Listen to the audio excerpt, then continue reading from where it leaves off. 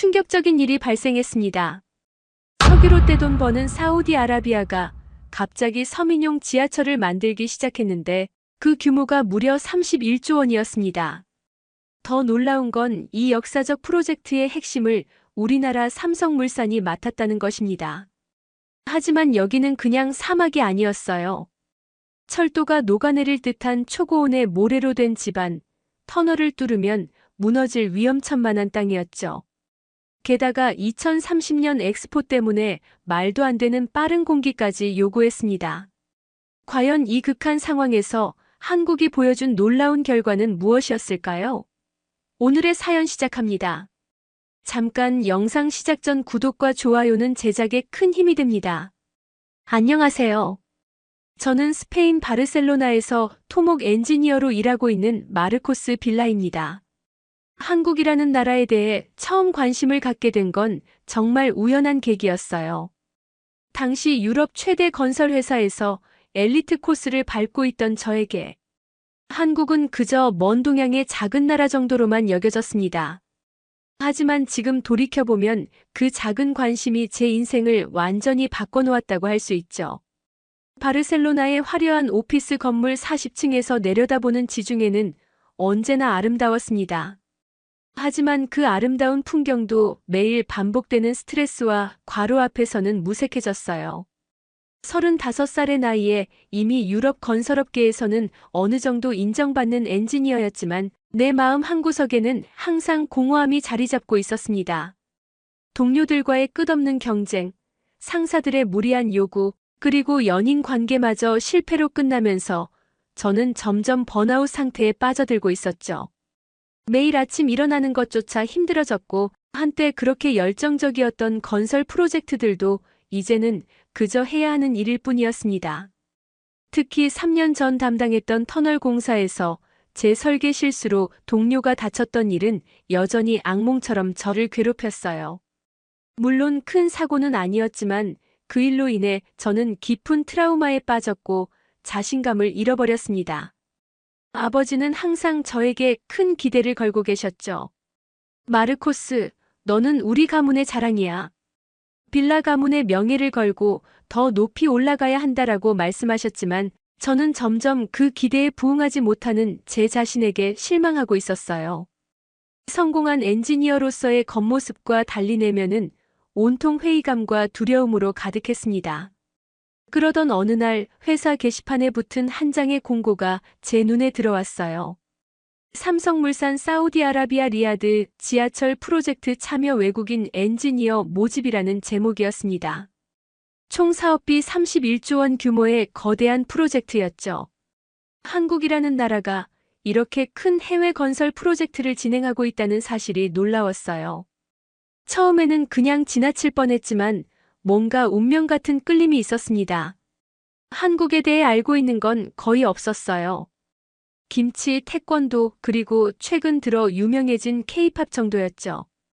하지만 그들이 사우디아라비아 같은 중동 지역에서 이런 대규모 인프라 프로젝트를 진행한다는 것은 분명 대단한 기술력을 가지고 있다는 뜻이었습니다. 더욱 놀라운 건 프로젝트 규모였어요. 리야드 전체를 관통하는 지하철 시스템을 건설한다는 것이었으니까요. 며칠 동안 고민했습니다. 안정적인 유럽에서의 삶을 버리고 전혀 모르는 아시아 회사, 그것도 사막 한가운데서 일한다는 게 쉬운 결정은 아니었거든요. 가족들과 친구들에게 이야기했을 때도 모두 반대했어요. 왜 좋은 자리를 버리고 그런 위험한 곳으로 가려고 하느냐며 말렸지만 현재의 삶에 만족할 수 없었던 저는 새로운 도전이 필요했습니다. 인터넷으로 한국 건설업계에 대해 찾아보니 정말 놀라운 사실들을 발견할 수 있었어요. 한국 건설 회사들이 세계 곳곳에서 진행하고 있는 프로젝트들의 규모와 기술력이 상상 이상이었습니다. 특히 터널 굴착 기술과 지하철 건설 분야에서는 세계 최고 수준이라는 평가를 받고 있더라고요. 부르즈 할리파 같은 초고층 빌딩도 한국 회사가 건설했다는 사실을 알고는 정말 깜짝 놀랐어요. 결국 저는 지원서를 작성했습니다. 새로운 도전, 새로운 시작이 필요했거든요. 면접 과정은 생각보다 까다로웠어요. 화상 면접에서 만난 김태민이라는 한국인 현장 소장은 차갑고 날카로운 질문들을 던졌습니다.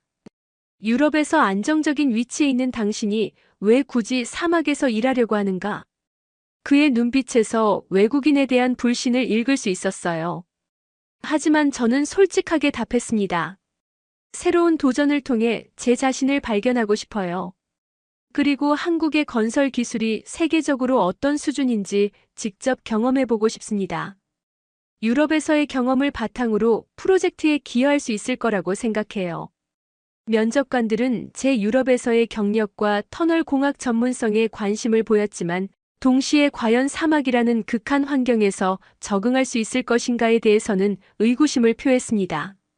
며칠 후 합격 통보를 받았을 때의 기쁨은 지금도 생생해요.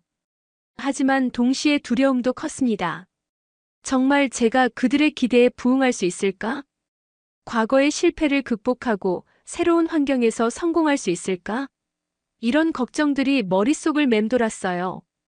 가족들과 친구들은 여전히 반대했습니다. 특히 아버지는 실패하면 돌아올 곳도 없을 텐데라며 끝까지 걱정하셨어요. 하지만 저는 그래도 도전해보겠다고 말씀드렸습니다. 더 이상 안전한 곳에만 머물러 있을 수는 없었거든요. 실패를 두려워해서 아무것도 하지 않는 것이야말로 진짜 실패라는 생각이 들었어요. 출발 전 마지막 주말, 바르셀로나 시내를 천천히 걸으며 추억을 되새겼습니다. 어린 시절 뛰어놀던 공원, 대학 시절 친구들과 자주 가던 카페, 그리고 연인과 함께 걸었던 해변길까지. 모든 게 소중한 추억이었지만 동시에 새로운 시작에 대한 간절함도 느꼈어요. 짐을 싸면서 가장 고민스러웠던 건 무엇을 가져갈지였어요. 사막이라는 전혀 다른 환경에서 필요한 것들을 예상하기 어려웠거든요. 결국 꼭 필요한 작업 도구들과 개인 물품들만 챙겼습니다. 바르셀로나의 토양 샘플 하나도 기념품으로 가져갔어요. 언젠가 다시 돌아올 때를 위해서 말이죠. 출발 전날 밤 바르셀로나의 야경을 마지막으로 바라보며 생각했습니다. 한국이라는 나라가 저에게 어떤 기회를 줄지, 그리고 제가 그들에게서 무엇을 배울 수 있을지 정말 궁금했어요.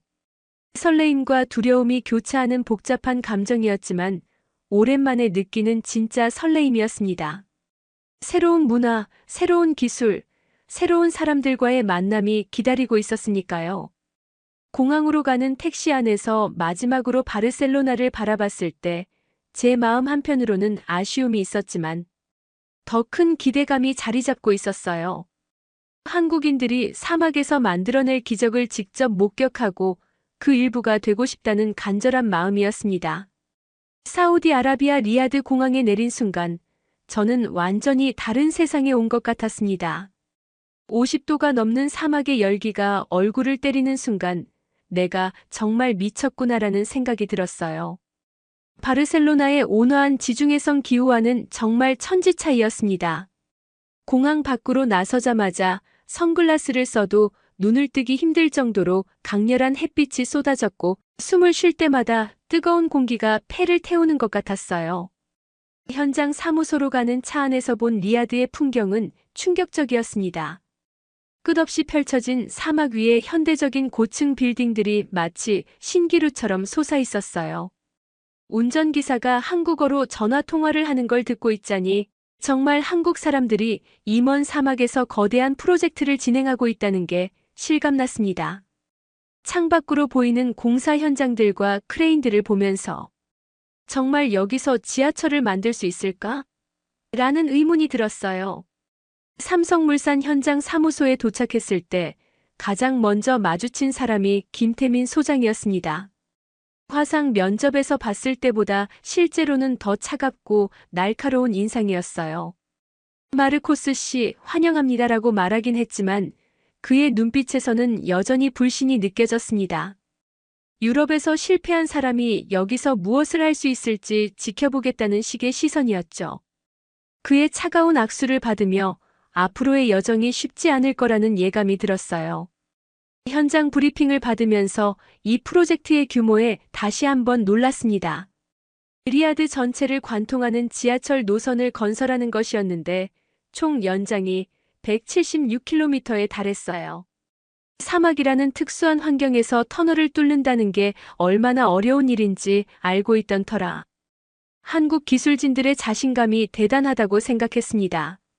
김태민 소장은 우리는 세계 최고 수준의 터널, 굴착 기술을 보유하고 있다며 당당하게 말했지만 저는 솔직히 반신반의했어요.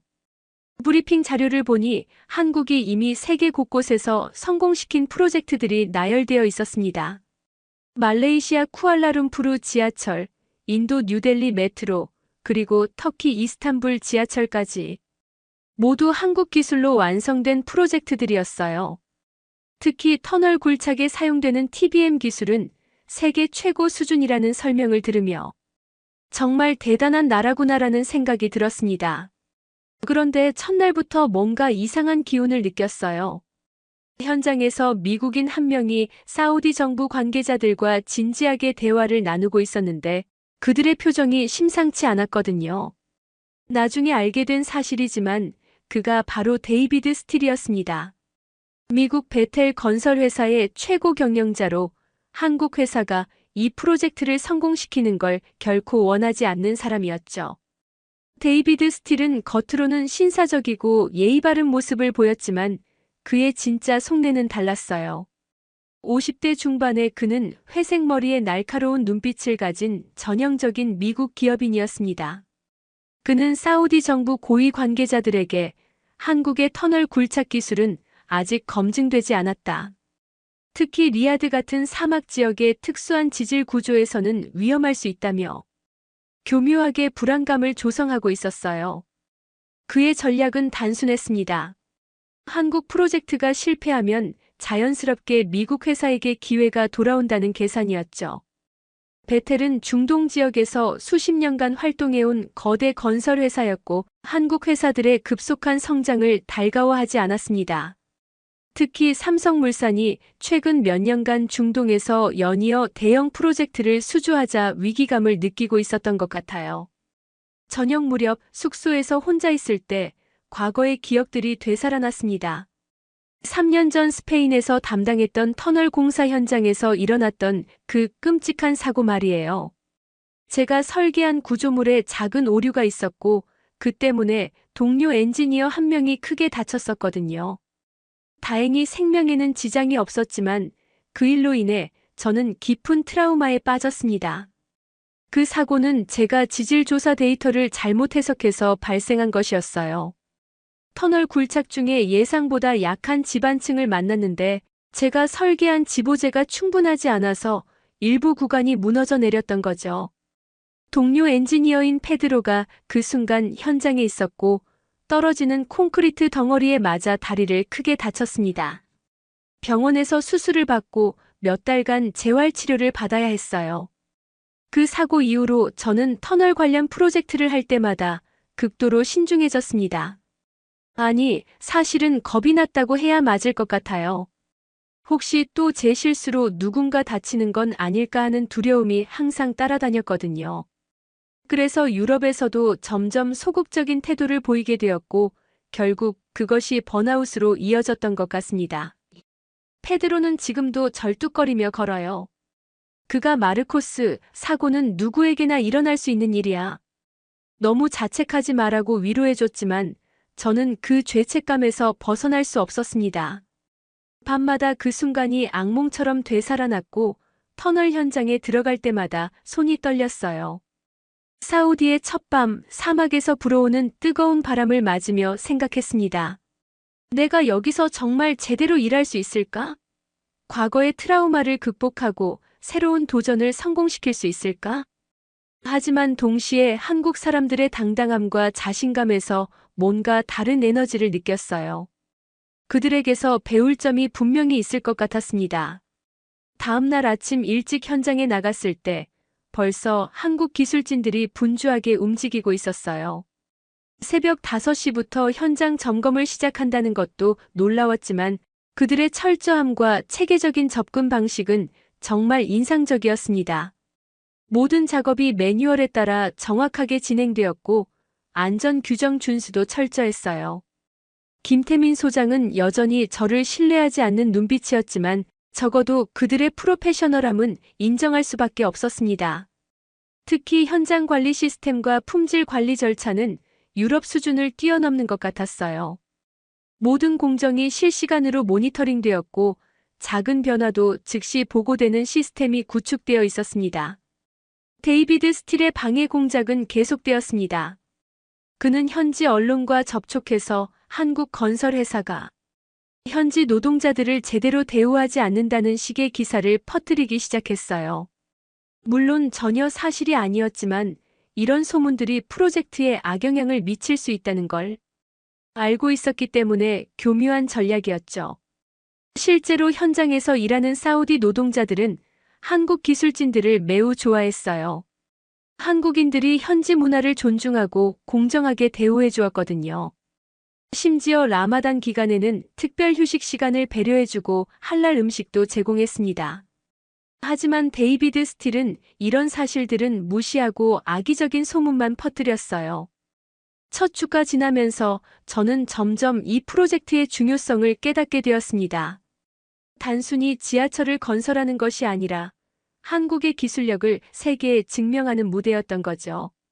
성공하면 한국 건설업계 전체의 위상이 높아지지만 실패하면 큰 타격을 받을 수밖에 없는 상황이었어요.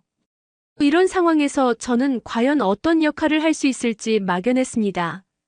유럽에서의 경험은 분명 있지만 사막이라는 전혀 다른 환경에서는 모든 게 처음부터 다시 배워야 할 것 같았어요.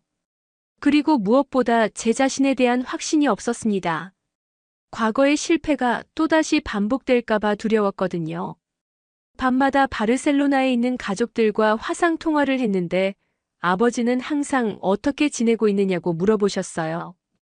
저는 잘 적응하고 있다고 대답했지만 속으로는 여전히 불안했습니다. 과연 제가 이 거대한 프로젝트에서 의미 있는 기여를 할 수 있을까요? 본격적인 터널 굴착 작업이 시작된 건 제가 현장에 온 지 일주일째 되는 날이었습니다. 터널 보링 머신, 즉 TBM 2대가 사막 지하로 들어가는 모습을 처음 봤을 때의 충격은 지금도 잊을 수 없어요. 거대한 강철 괴물 같은 기계가 마치 살아있는 듯 움직이며 단단한 안반을 뚫고 들어가는 장면은 정말 장관이었습니다. 각각 길이가 200m에 달하는 이 거대한 기계들이 사막 밑으로 천천히 사라져가는 모습을 보며 정말 인간이 만든 게 맞나? 라는 생각이 들었어요. 하지만 사막에서의 작업은 상상했던 것보다 훨씬 힘들었습니다. 지상 온도가 50도를 넘는 상황에서 지하로 내려가면 40도가 넘는 찜통 같은 환경이 기다리고 있었어요. 게다가 사막 특유의 고운 모래가 장비에 끼어들어 기계 고장이 빈번하게 발생했습니다. 유럽에서는 경험해 본 적 없는 극한의 작업 환경이었어요. 작업복을 입고 지하에서 1시간만 있어도 온몸이 땀으로 흠뻑 젖었고 모래먼지 때문에 마스크 없이는 숨쉬기조차 어려웠습니다. 김태민 소장의 완벽주의는 날이 갈수록 더 심해졌습니다. 실수는 곧 사고로 이어진다. 우리는 세계가 주목하고 있는 프로젝트를 진행하고 있다며 팀원들에게 극도의 정확성을 요구했어요. 매일 아침 7시에 시작되는 조회에서 그는 전날의 작업 결과를 세세하게 점검했고 조금이라도 기준에 미달하면 즉시 재작업을 지시했습니다. 저도 그의 압박을 느꼈지만 동시에 그가 왜 그렇게 완벽을 추구하는지 이해할 수 있었어요. 한국이라는 나라가 세계 건설 시장에서 인정받기 위해서는 단 하나의 실수도 용납할 수 없다는 절박함이 느껴졌거든요. 특히 중동 지역에서는 유럽이나 미국 회사들이 오랫동안 독점해온 시장이었기 때문에 한국 회사가 끼어들기 위해서는 그들보다 훨씬 뛰어난 결과를 보여줘야 했습니다. 김태민 소장의 어깨에는 단순히 한 프로젝트의 성공이 아니라 한국 건설업계 전체의 명예가 걸려 있었던 거죠. 그런 긴장된 분위기 속에서 제게 운명적인 만남이 찾아왔습니다. 현장 안전 점검 중에 사라 알마이너스 카심이라는 사우디 여성 엔지니어를 만나게 된 거예요. 처음 봤을 때는 그저 현지 직원 중 한 명이라고 생각했는데 그녀가 터널 설계 도면을 보며 날카로운 지적을 하는 모습을 보고 깜짝 놀랐습니다. 28살의 그녀는 전통적인 사우디 복장을 하고 있었지만 눈빛만큼은 누구보다 예리하고 지적이었어요. 이 구간에서 지하수 유입 가능성을 좀 더 검토해야 할 것 같은데요. 리야드 지하 30m 깊이에는 고대 강바닥 지층이 있거든요라고 말하는 사라의 목소리에는 확신이 있었습니다. 저는 호기심이 생겨서 그녀에게 다가가 대화를 시작했어요. 혹시 터널 공학을 전공하셨나요? 라고 물었더니 그녀는 미국 MIT에서 토목공학 박사 학위를 받았어요. 지질학도 부전공했습니다라고 담담하게 답했습니다. 사라와의 첫 대화는 제게 큰 충격이었어요. 그녀는 당신들 외국인들은 우리 사우디를 그저 사막과 석유로만 보지만 우리는 미래 도시를 꿈꾸고 있어요.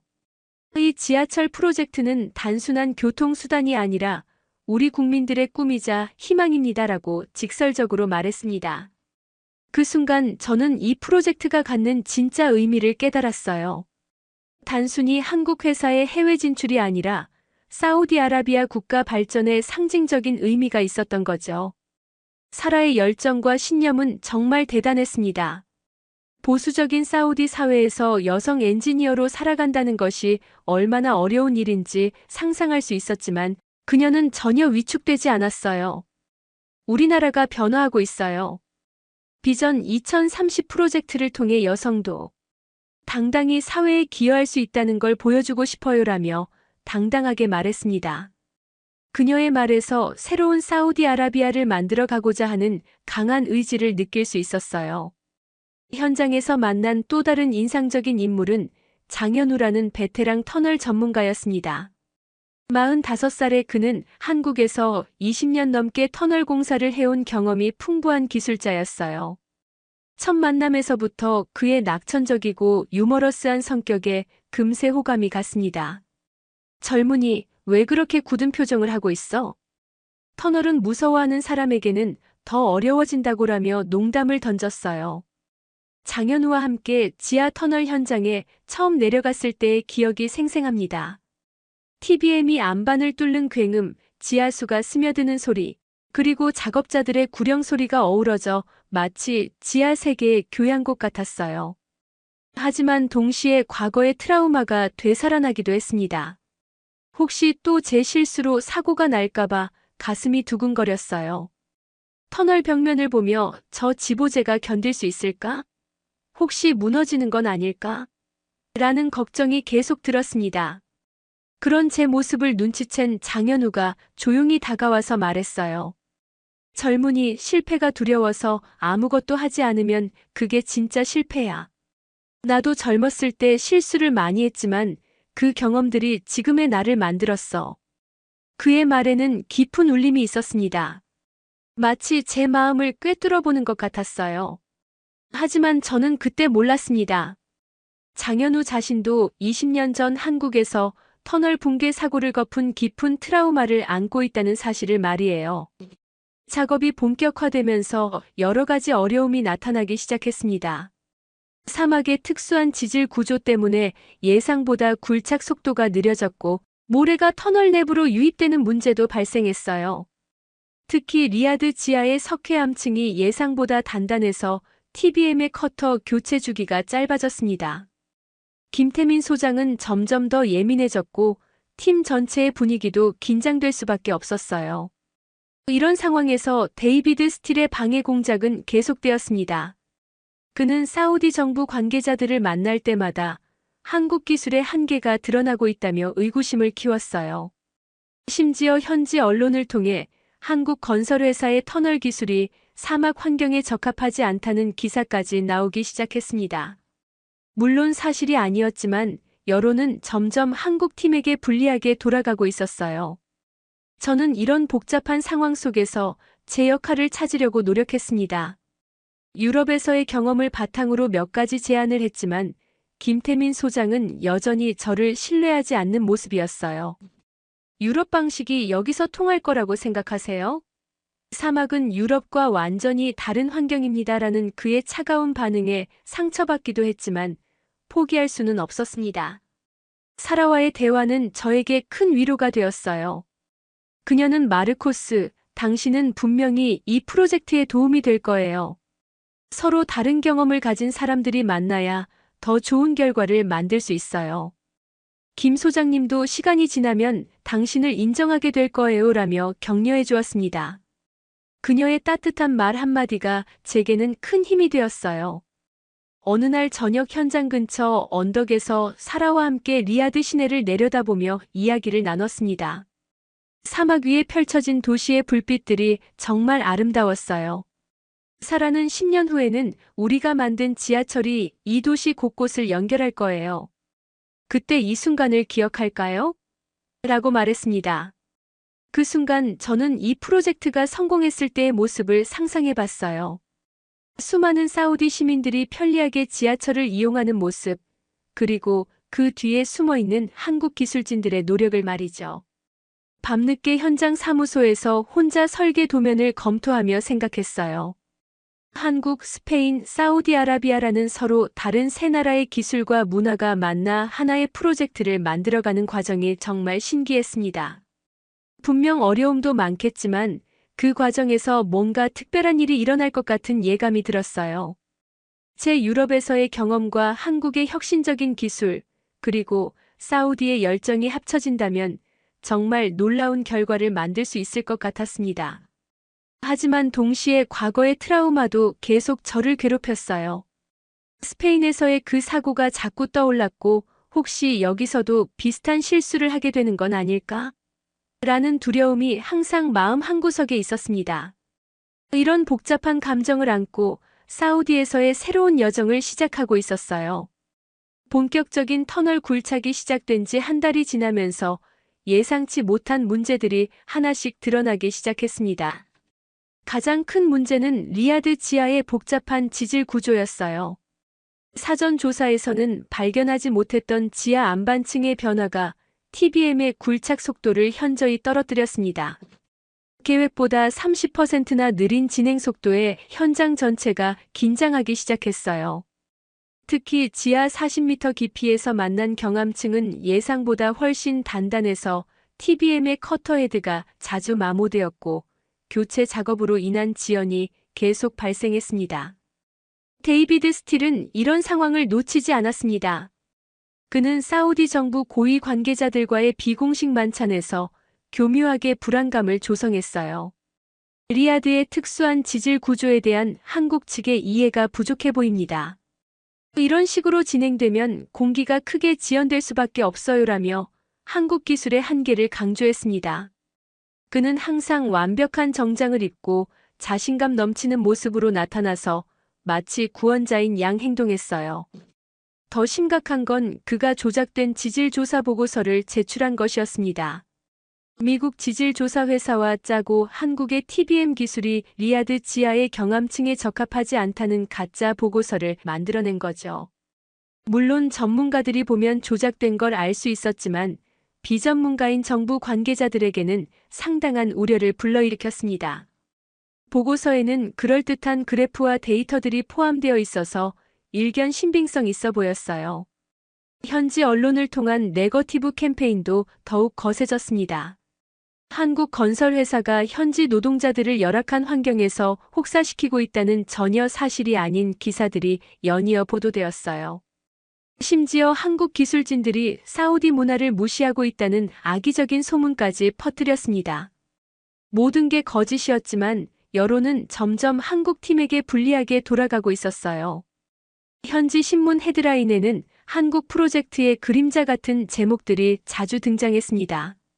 이런 외부 압력 속에서 팀 내부의 갈등도 커져갔어요. 김태민 소장의 완벽주의는 더욱 극단적으로 변했습니다.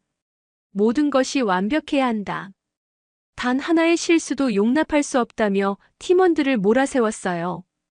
매일 밤 10시까지 이어지는 회의, 새벽 5시부터 시작되는 현장 점검, 그리고 끝없는 보고서 작성에 모든 사람들이 지쳐갔습니다.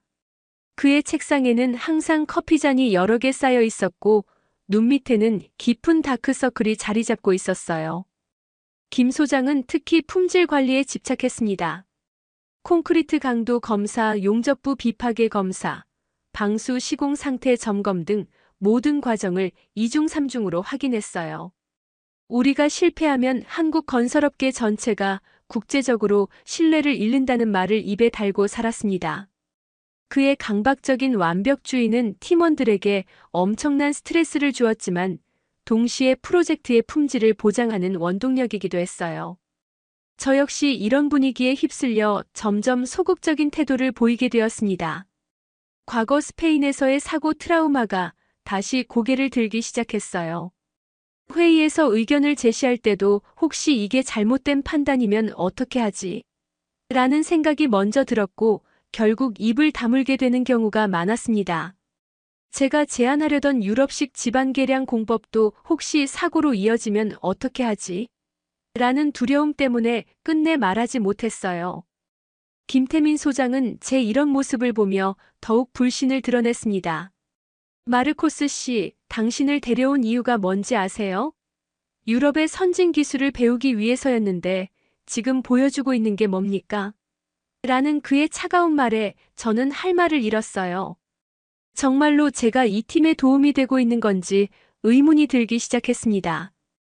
때로는 차라리 바르셀로나로 돌아가는 게 나을까? 라는 생각까지 들었어요. 그런 어려운 시기에 사라와의 관계는 조금씩 깊어져 갔습니다.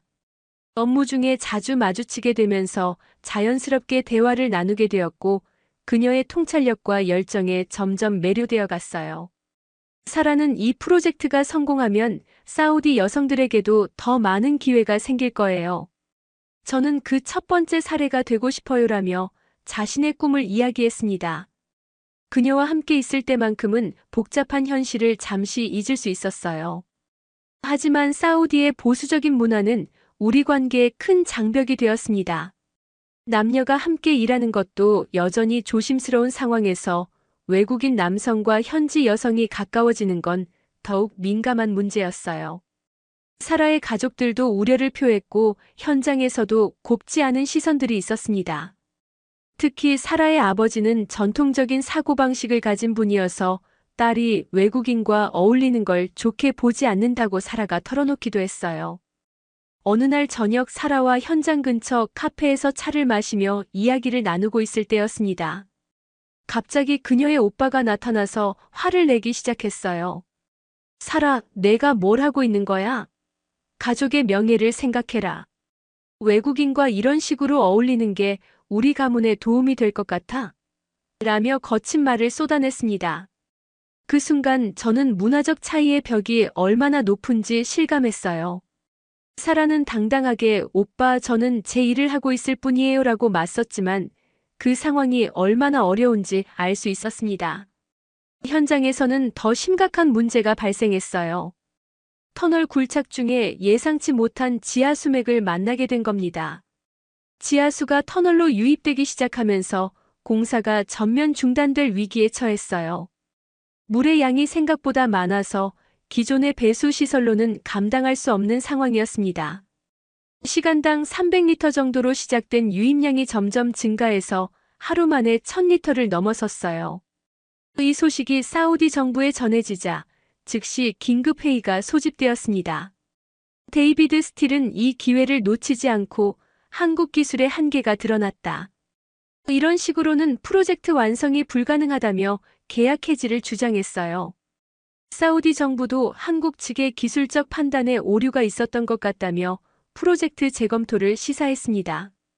언론에서는 한국 지하철 프로젝트 위기라는 헤드라인이 연일 보도되었어요. 김태민 소장은 극도의 스트레스에 시달렸습니다. 한국 본사에서는 매일 진행 상황을 점검했고 현지에서는 계약 해지 압력이 거세졌어요. 이대로 실패하면 한국 건설업계 전체의 신뢰도에 타격을 입는다는 부담감이 그를 짓눌렀습니다. 그는 밤마다 현장을 돌아다니며 해결책을 찾으려 했지만 마땅한 답을 찾을 수 없었어요. 장현우도 평소의 낙천적인 모습을 잃어갔습니다. 20년 동안 터널 공사를 해왔지만 이런 상황은 처음이야라며 고개를 저었어요. 그는 여러 가지 기술적 해결책을 제시했지만 모두 시간과 비용이 많이 드는 방법들이었습니다. 더 큰 문제는 사우디 정부가 더 이상 기다려주지 않으려 한다는 것이었어요. 저는 이런 위기 상황에서 뭔가 도움이 되고 싶었지만 과거의 트라우마가 발목을 잡았습니다. 스페인에서의 그 사고가 자꾸 떠올랐고 혹시 제 제안이 또 다른 문제를 일으키면 어떻게 하지? 라는 두려움이 앞섰어요. 결국 중요한 순간에 침묵을 지킬 수밖에 없었습니다. 유럽에서 배운 특수 방수 기술이 있었지만 그것을 제안할 용기가 나지 않았어요. 밤늦게 혼자 숙소에서 바르셀로나에 있는 아버지와 화상 통화를 했을 때 아버지는 제 표정을 보고 바로 눈치채셨습니다. 마르코스, 무슨 일이야? 표정이 좋지 않구나. 저는 현재 상황을 간략하게 설명했지만 과거의 트라우마에 대해서는 여전히 말할 수 없었어요.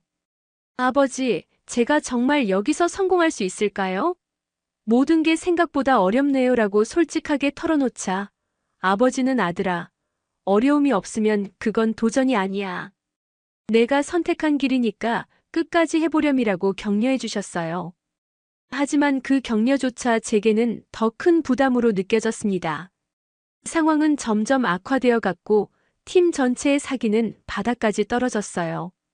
데이비드 스틸의 방해 공작은 더욱 교묘해졌고 한국 팀의 기술력에 대한 의구심은 확산되고 있었습니다. 이런 절망적인 상황에서 과연 우리가 이 위기를 극복할 수 있을지, 그리고 제가 이 팀에 진정한 도움이 될 수 있을지 확신할 수 없었어요. 매일 밤 잠자리에 들 때마다 내일은 더 나아질까? 라는 의문만 머릿속을 맴돌았습니다. 지하수 유입 문제가 발생한 지 사흘째 되는 날 상황은 더욱 심각해졌습니다. 물의 양이 시간당 500리터에서 2000리터로 급격히 증가했고 터널 내부 일부 구간이 완전히 침수되기 시작했어요.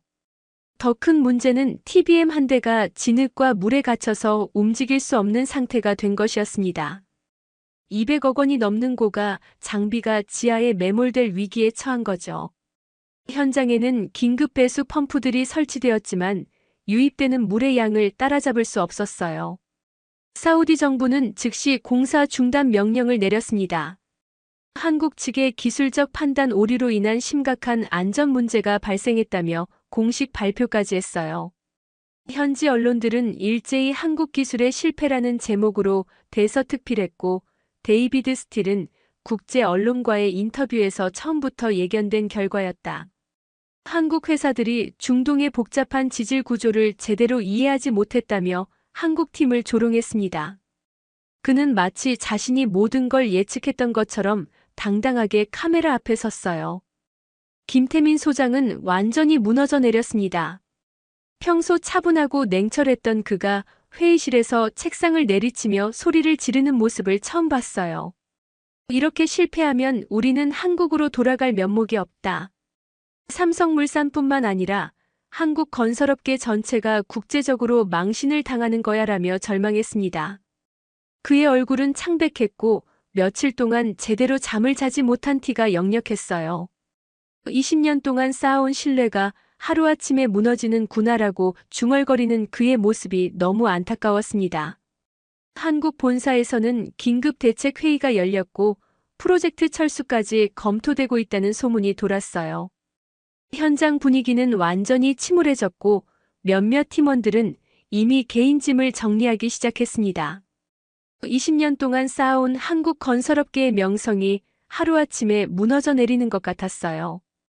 복도에서 만나는 동료들의 표정은 모두 절망적이었고 평소 활기찼던 현장 사무소는 마치 장례식장 같은 분위기가 되었습니다.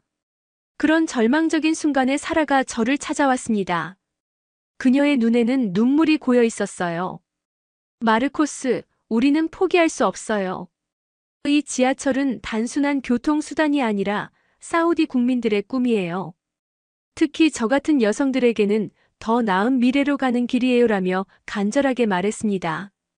그녀의 목소리에는 절망보다는 오히려 더 강한 의지가 담겨 있었어요. 이 프로젝트가 실패하면 보수적인 사람들이 역시 여성은 안 된다. 외국 기술은 믿을 수 없다고 말할 거예요. 저는 그런 일이 일어나는 걸 볼 수 없어요. 사라의 말을 들으며 저는 깨달았습니다. 제가 지금까지 과거의 트라우마에 갇혀서 진짜 중요한 것을 놓치고 있었다는 걸 말이에요. 이 프로젝트는 저 개인의 성공이나 실패를 넘어서는 더 큰 의미가 있었습니다. 한국 기술진들의 꿈, 사우디 국민들의 희망, 그리고 미래를 향한 도전 정신이 담겨 있었어요. 특히 사라 같은 사우디 여성들에게는 자신들의 능력을 증명할 수 있는 소중한 기회이기도 했습니다. 그날 밤 장현우가 저를 현장 근처 작은 카페로 데려갔습니다. 평소와 달리 그는 심각한 표정이었어요. 아랍차 한 잔을 마신 후에야 그가 입을 열었습니다. 마르코스, 나도 사실 너와 비슷한 경험이 있어. 20년 전 한국에서 터널 공사를 할 때 내 판단 실수로 붕괴 사고가 났었지라고 고백했어요. 그의 목소리는 떨리고 있었고 평소의 유머러스한 모습은 온데간데 없었습니다. 장현우의 이야기는 충격적이었습니다. 당시 25살이었던 그는 지질 조사 데이터를 잘못 해석해서 터널 설계에 오류를 범했고 그 결과 일부 구간이 무너져 내렸다고 했어요. 다행히 인명피해는 없었지만 3명의 동료가 크게 다쳤고 그중 1명은 지금도 휠체어를 타고 있다고 했습니다. 그때 내가 얼마나 자책했는지 몰라. 엔지니어를 그만둘까 생각도 했었지. 그 후로 10년 동안 제대로 된 프로젝트를 못했어. 매번 실수가 두려워서 소극적으로 일했지. 하지만 어느 순간 깨달았어. 실패를 두려워해서 아무것도 하지 않으면 그게 진짜 실패라는 걸 말이야라며 장현우는 제 어깨를 두드렸습니다. 그 사고가 있었기 때문에 지금의 내가 있는 거야. 더 신중하고 더 책임감 있는 엔지니어가 될 수 있었던 거지. 그의 고백을 들으며 저도 용기를 냈어요. 스페인에서의 그 사고에 대해, 그리고 그 후로 줄곧 저를 괴롭혀온 트라우마에 대해 모든 걸 털어놓았습니다. 페드로가 다쳤던 순간, 그 후의 죄책감, 그리고 터널 현장에만 가면 떨리는 손에 대해서 말이에요. 장현우는 조용히 들어주었고 마지막에 이렇게 말했습니다. 마르코스, 그 경험이 너를 더 신중하고 책임감 있는 엔지니어로 만들었을 거야. 이제는 그 경험을 바탕으로 정말 의미 있는 일을 해볼 때가 된 것 같은데. 다음 날 아침 저는 완전히 새로운 마음으로 현장에 나갔습니다. 침수된 터널을 직접 살펴보며 문제의 근본 원인을 분석하기 시작했어요. 스페인에서 배운 특수방수 기술과 유럽의 지하수 처리 경험을 떠올리며 한국의 TBM 기술과 결합할 수 있는 방법을 고민했습니다. 과거의 두려움을 떨쳐내고 엔지니어로서의 본능에 집중했어요. 그때 번뜩 아이디어가 떠올랐습니다. 유럽에서 사용하던 그라우팅 공법과 한국의 실드 터널 기술을 결합하면 지하수 문제를 해결할 수 있을 것 같았어요.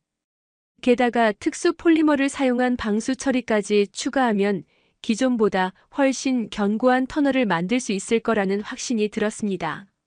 이 방법은 스페인에서 비슷한 문제를 해결했던 경험을 바탕으로 한 것이었어요. 저는 밤새 설계안을 작성했습니다. 유럽의 선진 기술과 한국의 혁신적인 터널 기술, 그리고 사우디의 특수한 지질 조건을 모두 고려한 통합 솔루션이었어요. 특히 지하수 유입 부분에 특수 차수막을 설치하고 그라우팅으로 지반을 강화한 후 방수 처리를 하는 3중 방어 시스템을 제안했습니다. 아침 회의에서 이 제안을 발표할 때 평소 조용했던 제가 이렇게 적극적으로 나서는 모습에 모든 사람들이 놀랐어요. 김태민 소장은 처음에는 회의적이었습니다. 지금 상황에서 새로운 시도를 한다는 게 위험하지 않을까요? 실패하면 정말 돌이킬 수 없는 상황이 될 텐데라고 걱정했어요. 하지만 저는 과거와 달리 확신에 찬 목소리로 대답했습니다. 소장님, 지금이야말로 새로운 시도를 해야 할 때입니다. 기존 방식으로는 이 문제를 해결할 수 없어요. 제가 유럽에서 직접 경험한 사례들을 바탕으로 한 제안입니다. 사라도 적극적으로 지지해 주었어요. 마르코스의 제안이 합리적이에요. 지질학적으로 봤을 때도 충분히 가능한 방법입니다. 리아드 지하의 석회암층 특성을 고려하면 오히려 기존 방식보다 효과적일 것 같아요라며 전문적인 의견을 제시했습니다. 장현우도 한번 해볼 만하다.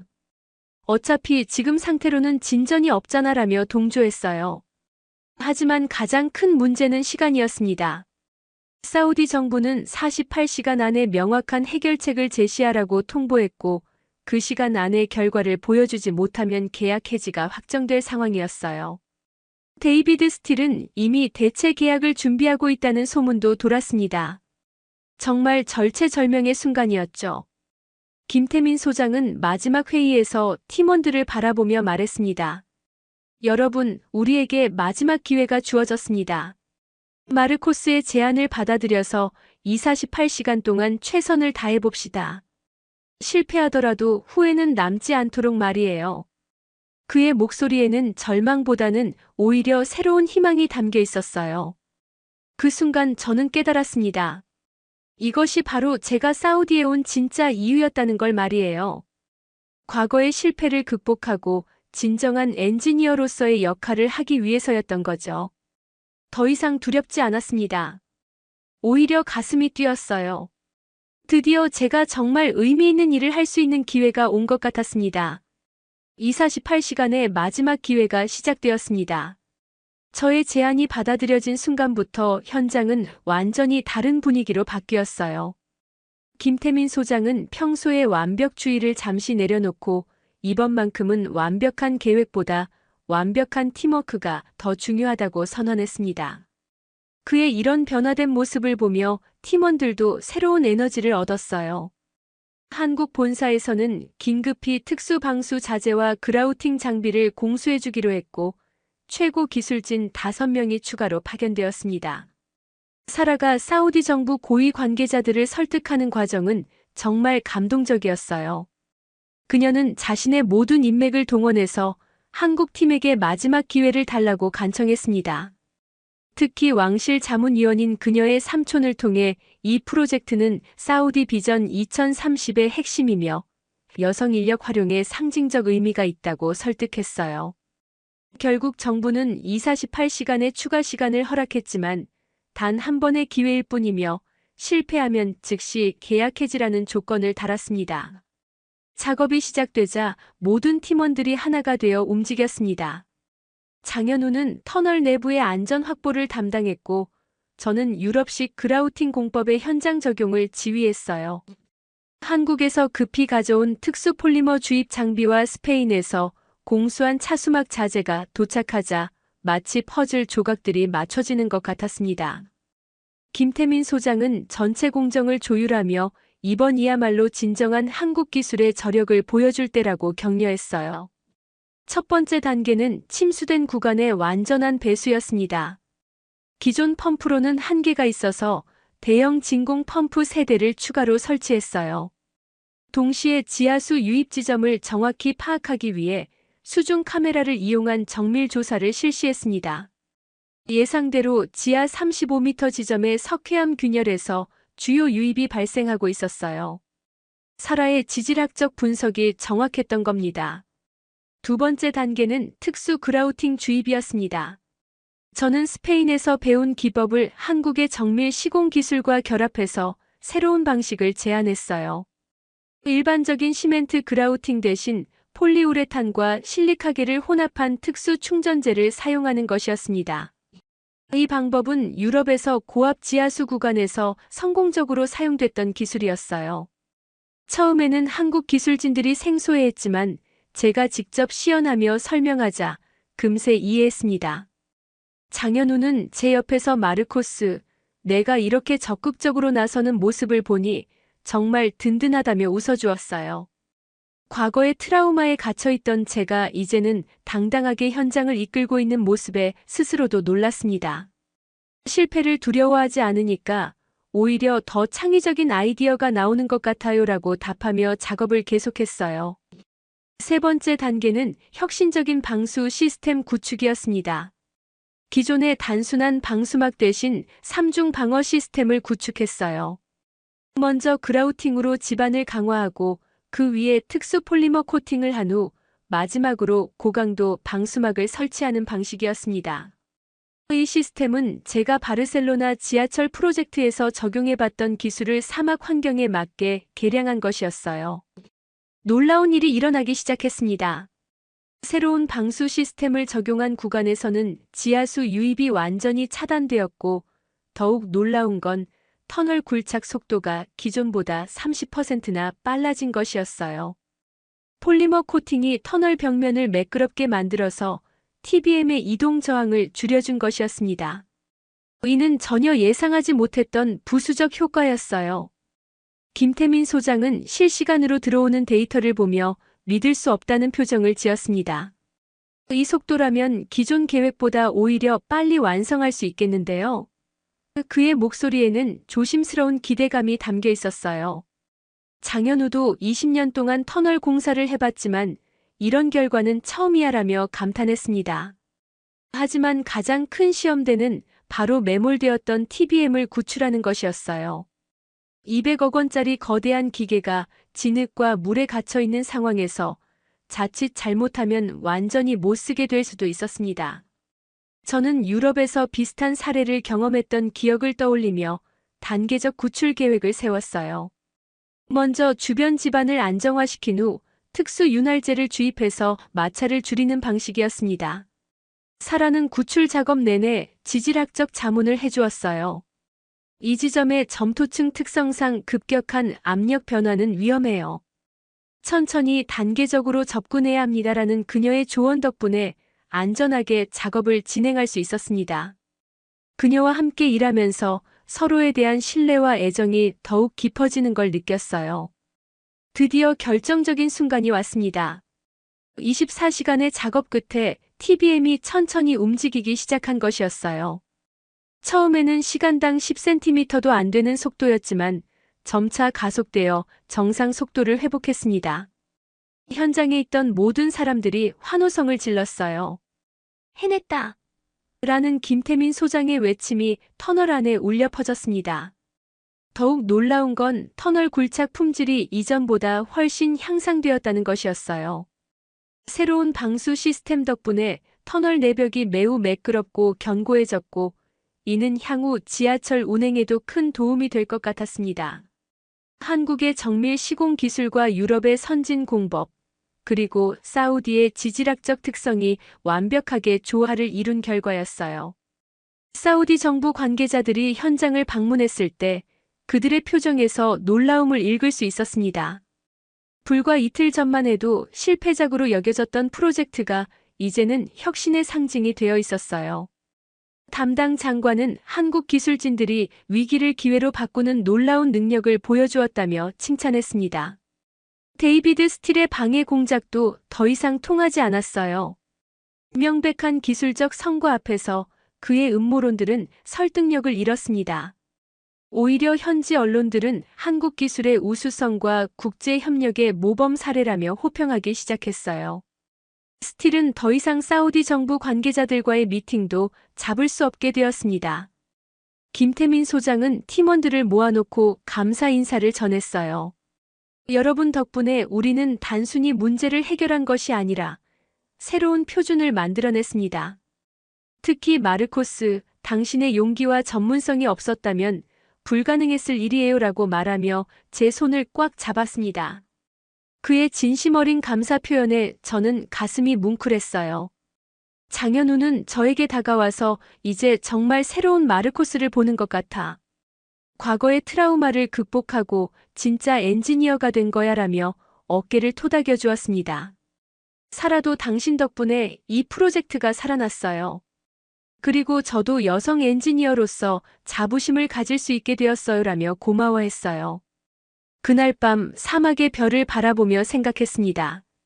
바르셀로나에서 시작된 제 여정이 이제야 진짜 의미를 찾은 것 같았어요. 실패를 두려워하던 과거의 제가 아니라 도전을 통해 성장하는 새로운 제가 되어 있었습니다. 한국, 스페인, 사우디아라비아의 기술과 문화가 만나 만들어낸 이 기적 같은 순간을 영원히 기억하고 싶었어요.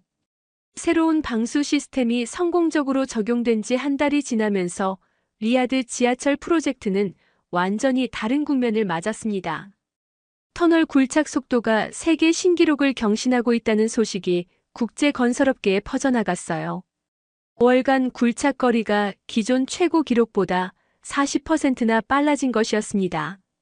이는 한국의 정밀 기술, 유럽의 선진 공법, 그리고 사우디의 지질학적 특성이 완벽하게 조화를 이룬 결과였죠.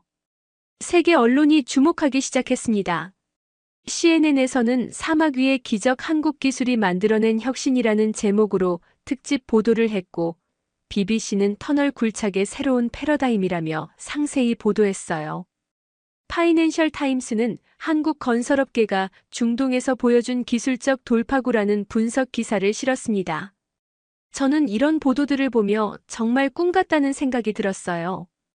불과 2달 전만 해도 실패작으로 여겨졌던 프로젝트가 이제는 전 세계의 주목을 받고 있으니까요. 한국 본사에서는 긴급히 기술진을 추가 파견했습니다. 이 혁신적인 기술을 다른 프로젝트에도 적용하기 위해서였어요. 김태민 소장은 우리가 만든 이 기술이 앞으로 한국 건설업계의 새로운 표준이 될 것 같다며 자부심을 드러냈습니다. 실제로 여러 나라에서 기술 도입 문의가 쇄도하고 있었어요. 데이비드 스틸의 음모가 완전히 폭로된 것도 이 시기였습니다. 사우디 정보당국이 그의 조작된 지질 조사 보고서와 언론 조작 증거를 확보한 것이었어요. 그가 미국 지질조사회사와 짜고 허위 데이터를 만들어낸 사실이 밝혀지면서 국제적인 스캔들이 되었습니다. 사우디 정부는 즉시 그를 추방했고 베텔 건설회사도 중동 지역에서의 신뢰도에 큰 타격을 받았어요. 스틸이 추방되는 날 공항에서 마지막으로 그를 본 기억이 생생합니다. 평소의 당당한 모습은 온데간데 없고 초라한 모습이었어요. 그는 떠나면서도 한국 회사들이 언제까지 이런 행운을 유지할 수 있을지 두고 보자며 악담을 퍼부었지만 이미 아무도 그의 말에 귀 기울이지 않았습니다. 사우디 국왕이 직접 현장을 방문한 날은 정말 잊을 수 없는 순간이었어요. 그는 터널 내부를 둘러본 후 한국 친구들이 우리에게 꿈을 현실로 만들어주었다. 이것이 바로 진정한 국제협력의 모범이다라며 감사를 표했습니다. 특히 저와 사라가 함께 개발한 방수 시스템에 대해 큰 관심을 보이며 서로 다른 나라의 기술과 지식이 만나면 이런 놀라운 결과를 만들 수 있구나라고 감탄했어요. 국왕은 또한 이 프로젝트는 사우디 비전 2030의 상징이 되었다. 특히 여성 인재 활용의 성공 사례로 전 세계에 알리겠다며 사라의 기여를 높이 평가했습니다. 사라는 그 자리에서 눈물을 글썽이며 폐하, 저는 단지 제 일을 했을 뿐입니다. 하지만 이 일을 통해 사우디 여성들도 할 수 있다는 걸 보여드릴 수 있어서 영광입니다라고 답했어요. 제게도 개인적으로 의미 깊은 일이 있었습니다. 스페인 바르셀로나에 있는 가족들에게 성공 소식을 전하게 된 것이었어요. 아버지와의 화상 통화에서 프로젝트 성과를 설명드렸을 때 아버지는 처음으로 진심 어린 자부심을 표현하셨습니다. 아들아, 내가 자랑스럽다. 실패를 두려워하지 않고 도전한 내가 말이야. 이제야 진짜 빌라 가문의 후계자 같구나라며 눈물을 흘리셨어요. 더욱 감동적이었던 건 페드로로부터 온 메시지였습니다. 스페인에서 다쳤던 그 동료가 직접 연락을 해온 것이었어요. 마르코스, 내가 사우디에서 이룬 성과를 봤어. 정말 대단하다. 그때 사고는 내 잘못이 아니었어. 오히려 그 경험이 너를 더 훌륭한 엔지니어로 만든 것 같아라는 메시지를 받고 저는 한참 동안 울었습니다. 김태민 소장과의 관계도 완전히 달라졌어요. 처음 만났을 때의 차가운 불신은 온데간데 없고 이제는 진정한 동료이자 친구가 되었습니다. 마르코스, 처음에 당신을 의심했던 걸 사과합니다. 당신이야말로 진정한 글로벌 엔지니어군요라며 진심 어린 사과를 했어요. 저는 소장님 덕분에 더 나은 엔지니어가 될 수 있었어요. 그 압박과 기대가 있었기에 최선을 다할 수 있었습니다라고 답했습니다. 장현우와는 이제 완전한 동반자가 되었어요. 그는 우리 둘 다 과거의 트라우마를 극복하고 새로운 출발을 했구나. 이제 체코 원전 프로젝트에도 함께 참여해보자며 새로운 제안을 했습니다. 한국이 수주한 체코 원전 건설 프로젝트에서도 우리가 개발한 혁신 기술을 활용하자는 것이었어요. 사라와의 관계는 더욱 깊어졌습니다.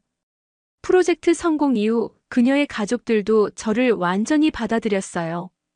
사라의 아버지는 딸이 좋은 파트너를 만났구나. 마르코스, 당신은 이제 우리 가족의 일원이야라며 따뜻하게 맞아주셨습니다. 사라의 오빠도 처음에는 반대했지만 이제 보니 당신이야말로 사라에게 딱 맞는 사람인 것 같아라며 축복해 주었어요. 리야드 시내 곳곳에서 지하철 공사가 순조롭게 진행되는 모습을 볼 때마다 가슴이 뿌듯했습니다. 시민들도 한국 기술자들이 정말 대단하다며 격려해 주었어요. 특히 한 할머니가 이 지하철이 완성되면 내 손자가 더 편하게 학교에 갈 수 있겠구나라며 감사 인사를 전해주셨을 때는 정말 감동적이었습니다. 국제학회에서도 우리의 성과가 주목받기 시작했어요. 세계 터널학회에서 리야드 프로젝트의 혁신 기술에 대한 발표 요청이 왔고 유럽 터널협회에서도 특별 강연을 해달라는 초청을 받았습니다. 제가 발표할 내용은 다문화 협력을 통한 터널 기술 혁신이었어요.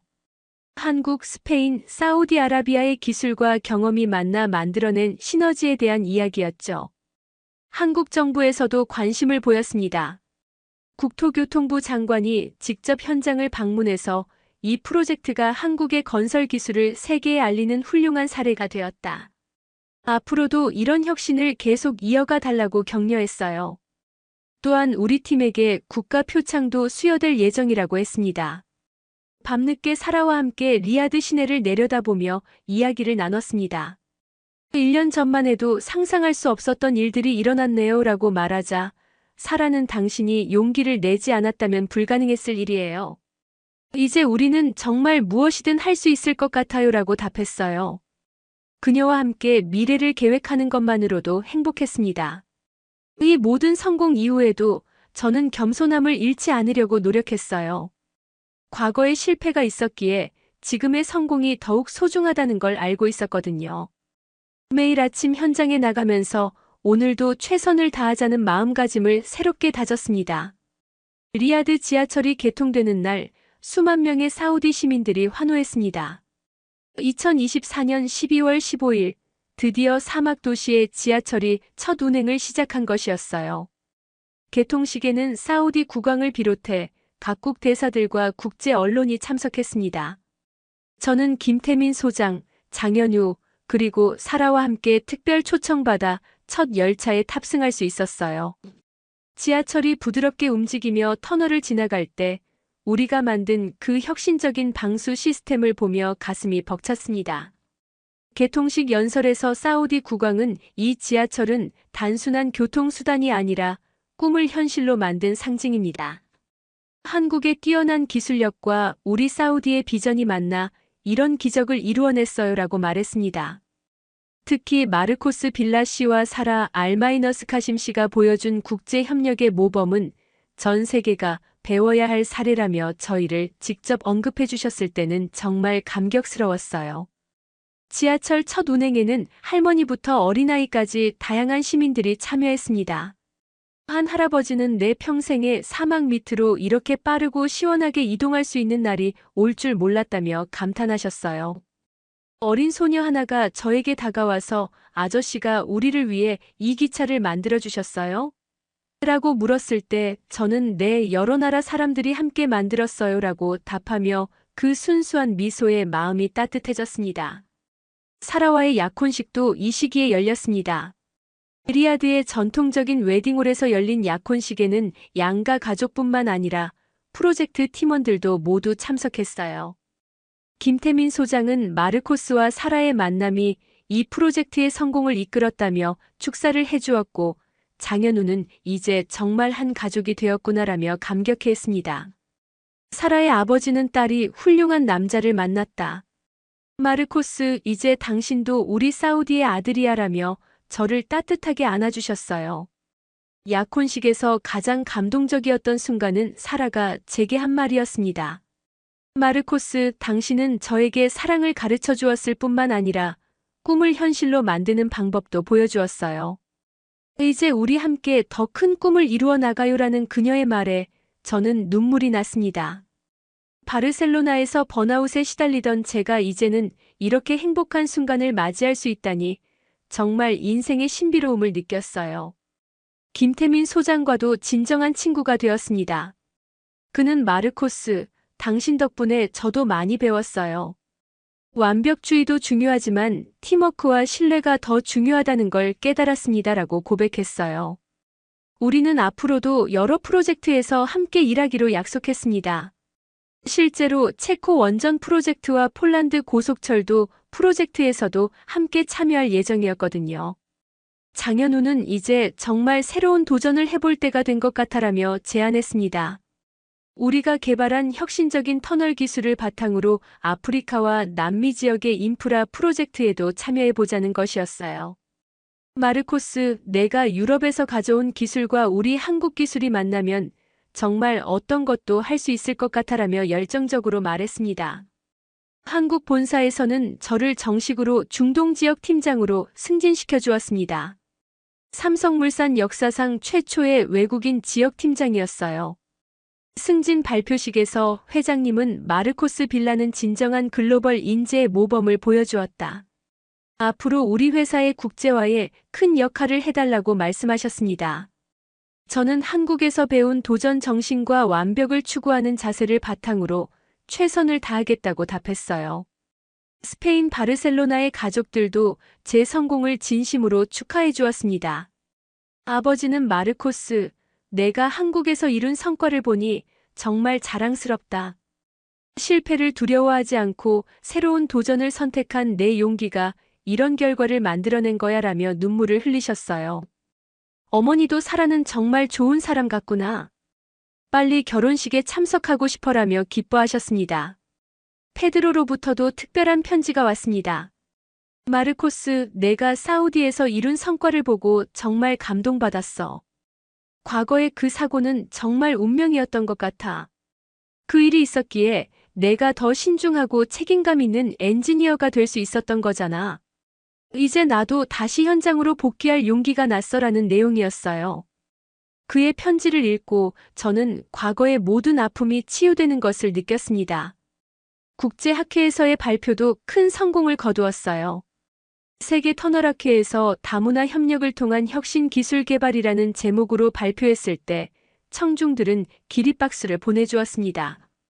특히 실패를 두려워하지 않는 도전 정신과 서로 다른 문화의 기술이 만날 때 진정한 혁신이 탄생한다는 메시지가 큰 공감을 얻었어요. 유럽 터널협회에서도 특별상을 수여받았습니다. 터널 기술 발전에 기여한 젊은 엔지니어상이었는데 시상식에서 마르코스 빌라는 유럽의 전통적인 기술과 아시아의 혁신적인 기법을 결합해 새로운 표준을 만들어냈다고 평가해 주었어요. 그 자리에는 사라도 함께 참석해서 저의 영광스러운 순간을 함께 나누었습니다. 한국 정부에서도 특별한 인정을 해주었어요. 국토교통부에서 해외건설 발전 공로상을 수여하면서 외국인으로서는 최초로 한국 건설 기술의 우수성을 세계에 알린 공로를 인정한다고 했습니다. 시상식에서 저는 한국에서 배운 것은 기술뿐만 아니라 포기하지 않는 정신이었다. 이것이야말로 한국의 진정한 힘이라고 소감을 밝혔어요. 리야드 지하철이 완전 개통된 지 2년이 지난 지금 저는 한국 삼성물산의 중동 지역 총괄 팀장으로 일하고 있습니다. 사라와 결혼해서 리야드에 정착했고 곧 첫 아이가 태어날 예정이에요. 저는 이제 유창한 한국어로 한국 본사와 소통하며 사우디 현지 엔지니어들에게 한국의 건설 기술과 정신을 전수하고 있습니다. 매일 아침 사무실에 출근하면서 지하철역을 지날 때마다 뿌듯함을 느껴요. 수많은 시민들이 편리하게 이용하는 모습을 보면서 우리가 정말 의미 있는 일을 해냈구나라는 생각이 들거든요. 특히 젊은 사우디 여성들이 당당하게 지하철을 이용하며 직장에 다니는 모습을 보면 사라와 함께 만들어낸 변화의 의미를 새삼 깨닫게 됩니다. 최근에는 이집트 신수도 건설 프로젝트와 카타르 월드컵 스타디움 프로젝트에도 참여하고 있어요. 우리가 리야드에서 개발한 혁신 기술이 중동 전역으로 확산되고 있습니다. 김태민 소장과 장현우도 여전히 팀의 핵심 멤버로 함께 일하고 있고 우리는 이제 정말 가족 같은 관계가 되었어요. 스페인 후배 엔지니어들에게 보내는 편지에서 저는 이렇게 썼습니다. 실패는 끝이 아니라 새로운 시작입니다. 한국에서 저는 기술뿐만 아니라 포기하지 않는 정신을 배웠어요. 사막에서 불가능해 보였던 지하철이 현실이 되었듯이 여러분의 꿈도 반드시 현실이 될 것입니다. 두려워하지 마세요. 도전하세요. 2025년 현재 리야드 지하철은 하루 100만 명이 넘는 승객이 이용하는 중동 최고의 대중교통 시스템이 되었습니다.